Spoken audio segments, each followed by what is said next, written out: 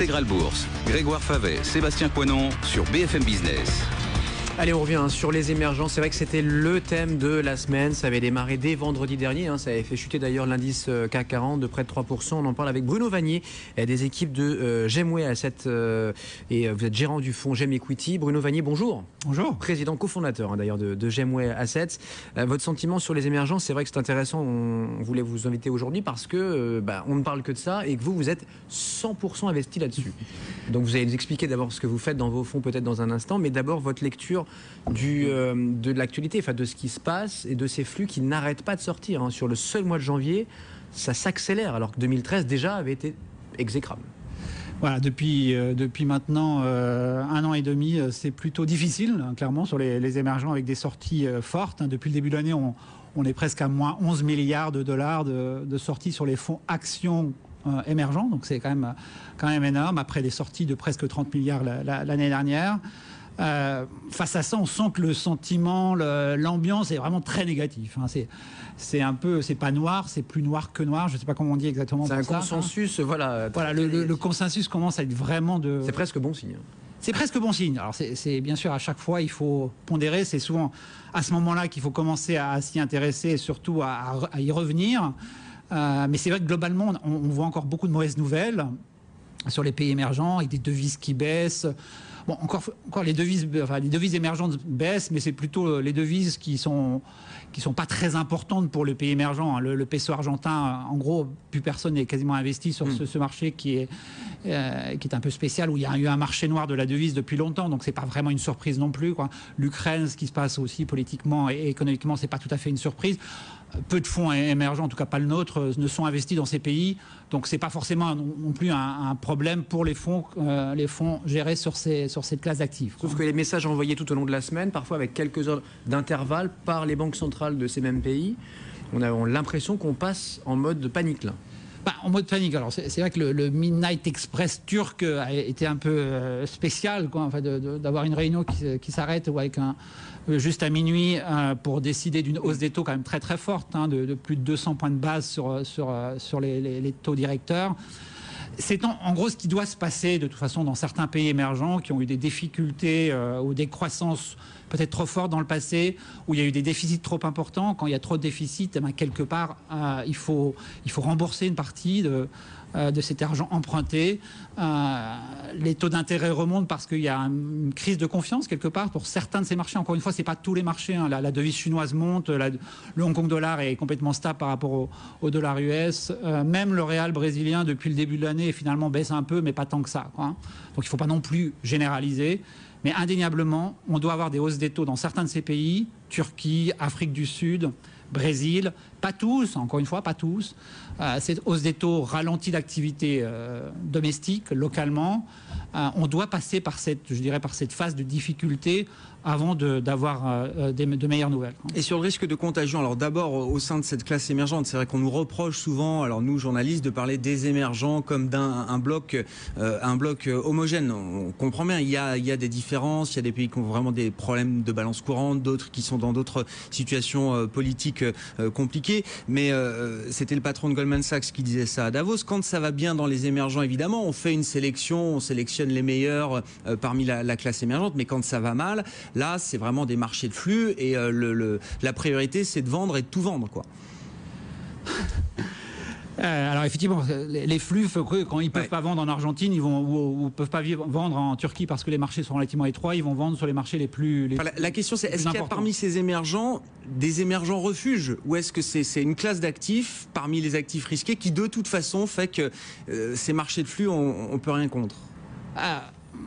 Alors les flux ont été quand même déjà très négatifs, ouais. Donc le delta supplémentaire le sera un peu moins, il faut quand même garder ça en tête. De fait, sur une année 2013 qui est quand même très mauvaise en termes de flux et de performance globale sur les émergents, il y a des marchés qui s'en tirent plutôt bien. La Chine finalement s'en est plutôt bien tiré. Certains pays en Asie comme Taïwan par exemple, même la Corée, n'ont pas vu leur devise baisser fortement. Elles ont baissé un petit peu mais pas beaucoup. L'environnement économique aux Philippines reste très bon, c'est un marché étroit, mais même ce marché-là étant étroit, aurait pu beaucoup plus baisser. Or, il n'a pas tant baissé que ça, quoi. L'Amérique latine, par ailleurs, a été beaucoup plus touchée que l'Asie dans ce contexte-là. Et c'est aussi encore ce qui se passe au mois de janvier. Il y a des marchés qui baissent quasiment pas, et surtout des valeurs qui baissent quasiment pas par rapport à d'autres. Bien évidemment, à chaque fois, il y a une sélection qui se fait. Les meilleurs performent mieux que les autres. C'est notre métier, nous gérants d'un fonds global, d'essayer de faire les meilleurs choix, de prendre les meilleurs pays, et surtout, encore une fois, les meilleures valeurs. Hein. C'est un marché de stock picking avant tout, quoi, hein. On achète des valeurs et pas des marchés ni des devises. À ce sujet, on peut dire aujourd'hui, et là, avec un intervalle de confiance assez élevé, que les belles sociétés émergentes commencent à devenir pas très chères. Hein. Et ça c'est intéressant à remarquer. Quoi. Des belles sociétés comme Magnit, qui ont baissé de 20% sur le mois de janvier. C'est quoi, une société russe dans la grande distribution, dont on va parler, nous, dans notre rapport mensuel du mois de janvier. Magnit, c'est une super société qui sort des résultats vraiment très très bons, quoi. Le titre baisse 20%. Pourquoi? Parce qu'effectivement, comme vous dites, il faut à certains moments, il y a des liquidations de fonds. C'est le code postal. C'est le code postal Russie qui fait que le voilà, exactement. Or, alors le rouble a baissé un petit peu. Effectivement, c'est un point négatif à court terme, mais ça reste néanmoins une société dont le potentiel de développement reste très important. Aujourd'hui, on peut l'acheter à un multiple de bénéfices. Vous savez que c'est un multiple qu'on regarde pour comparer les sociétés d'un pays à l'autre ou dans le même secteur. Aujourd'hui, on se traite à 18 fois les bénéfices sur Magnit. C'est moins cher que de nombreuses sociétés européennes où la croissance est pas évidente, ou clairement peu élevée. Magnit, c'est toujours presque 20% de croissance par an, quoi. Donc voilà, ces baisses un peu, à certains moments indiscriminées, donnent ce genre d'opportunités. Je crois qu'il faut les saisir. Hein. C'est vrai pour les autres, dans d'autres secteurs. Exactement. Je vois que vous avez du Infosys. Donc dans les SS2I, Infosys, c'est moins cher que Capgemini. Ah, clair, enfin, absolument. Infosys, ça vaut aujourd'hui 16 fois les bénéfices. Alors ça peut baisser, hein. Évidemment, quand même, la sélection marche, hein, quand même. C'est pas un titre qui a beaucoup baissé parce que c'est un titre dont les revenus sont plutôt en dollars et donc forcément dans le contexte de baisse de la roupie indienne sur 2013, hein, pas du tout sur 2014 en l'occurrence, mais sur 2013, c'est un titre qui a bien performé par rapport à ses homologues, à ses autres valeurs indiennes. Mais clairement, en termes de valorisation, c'est un titre qui devient intéressant par rapport à ses homologues internationaux comme Capgemini. Et la Corée du Sud, qui est encore, pour certains de vos confrères, encore considérée dans les émergents, et peut-être que c'est aussi votre cas, elle reste peu chère. Alors la Corée du Sud, vous savez que nous, on trouve effectivement que c'est un pays qui n'est plus vraiment émergent, donc la partie domestique de la cote nous intéresse moins. En revanche, on trouve en Corée du Sud quand même de grands leaders mondiaux, de grands leaders émergents, des sociétés qui sont très présentes autant pour leur chiffre d'affaires que pour leurs profits dans le monde émergent. C'est le cas de Samsung, de Hyundai, de Hynix dans l'électronique. Hyundai, ça vaut 4-5 fois les bénéfices à peu près. Donc c'est moins cher que Volkswagen. C'est moins cher que Volkswagen. Vous allez me dire, vous préférez peut-être acheter une Volkswagen qu'une Hyundai, mais c'est pas le cas dans tous les pays émergents.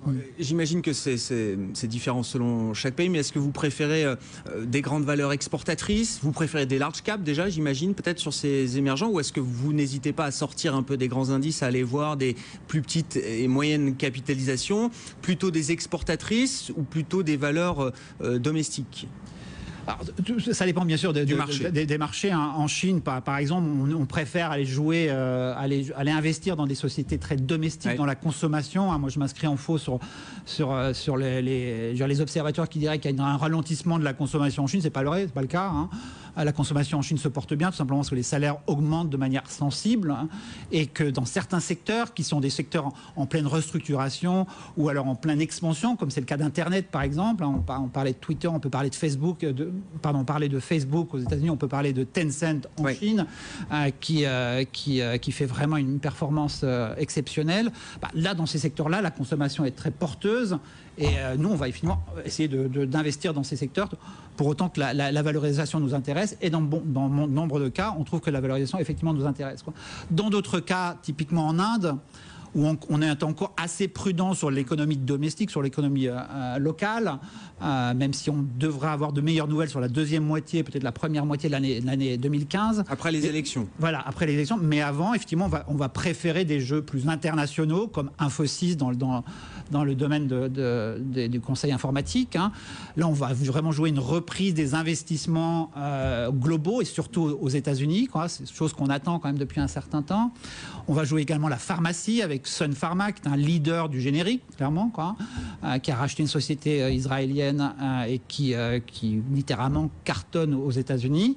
Donc clairement là, c'est des jeux globaux, des jeux plutôt de pays développés, mais des sociétés émergentes qui bénéficient aussi d'un coût de main-d'œuvre intéressant. Mais qui peuvent être chahutés comme actuellement et comme depuis 12-18 mois par, comme disait Grégoire, le code postal, parce que je suis coté à Moscou, à Shanghai ou ailleurs. Donc du coup, comment vous pilotez ça? Vous profitez des fortes baisses parfois excessives pour vous renforcer, ou même si voilà, vous prêchez pour votre paroisse aujourd'hui, mais dans des mouvements comme cela, vous êtes plus cash, vous êtes moins investi sur les marchés en général. Bien évidemment, on aurait préféré avoir 100% de cash dans le portefeuille, mais c'est pas notre sujet. On a un fonds qui se doit d'être investi dans cette classe d'actifs et on y croit clairement à moyen long terme. Donc on n'a pas trop d'inquiétude sur le long terme. Ce métier, c'est inhérent au métier, cette volatilité de court terme. Il y a certains moments, plus personne n'en veut. On vend tout, y compris le bébé avec l'eau du bain. Ouais. C'est un peu ce qui se passe en ce moment sur les pays émergents. Donnez-moi un observateur positif sur les pays émergents. Je crois qu'il n'y en a pas beaucoup, à part moi, peut-être, non.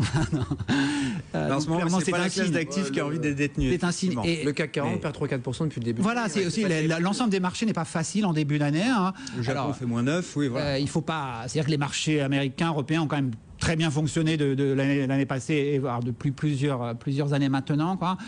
Les émergents, c'est pas le cas. Donc, investir dans les pays émergents, tout ce qu'il y a de certain, c'est qu'on n'investit pas au plus aujourd'hui, quoi. Hein. Et ça, c'est peut-être intéressant à moyen long terme, quoi. On fera très régulièrement le point avec vous. Merci Bruno Vanier. Merci. Président fondateur, cofondateur de Gemway Assets sur BFM Business.